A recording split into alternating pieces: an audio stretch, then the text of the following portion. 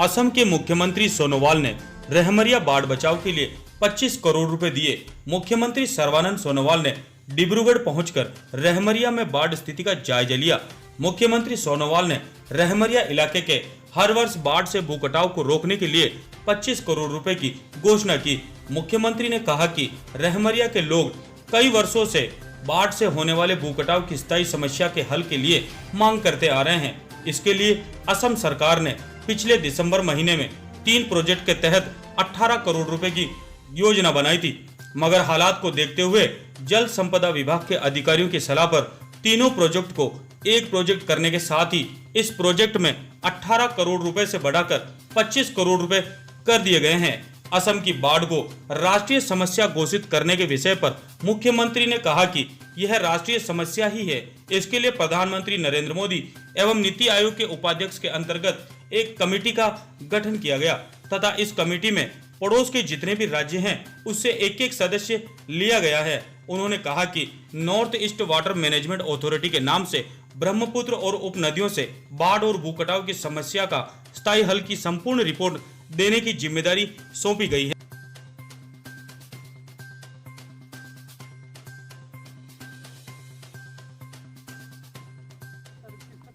करेंगे और दूसरा नंबर चीज की यहाँ के जो लोग ग्रीन होंगे उनके क्या योजना लेते हैं।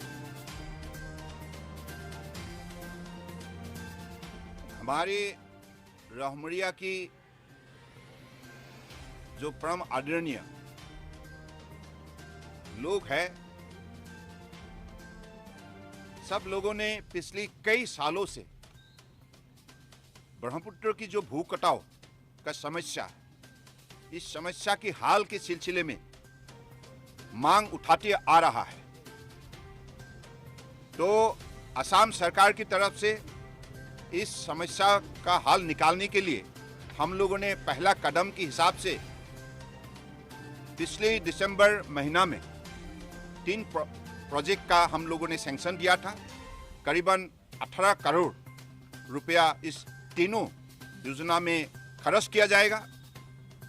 और आज मैंने वर्तमान परिस्थिति को देखते हुए और भी यहाँ के जो भी हमारे वाटर रिसोर्स विभाग के इंजीनियर्स, हमारे मंत्री, उन लोगों ने मुझे कहा अगर 3 योजना को भी साथ में जोड़ा जाए तो शायद रहमरिया की परम आदरणीय व्यक्ति को, लोगों को इस भू कटाव से राहत मिल सकता है।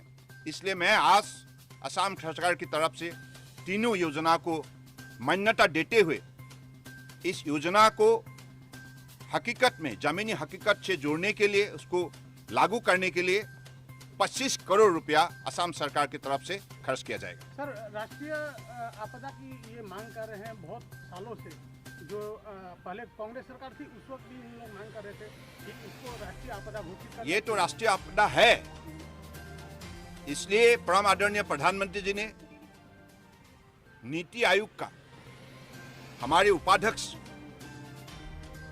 के जरिए एक कमेटी गठन किया है और इस कमेटी में हमारे पड़ोसी जो भी राज्य है, सभी राज्यों से एक एक सदस्य को लिया गया है।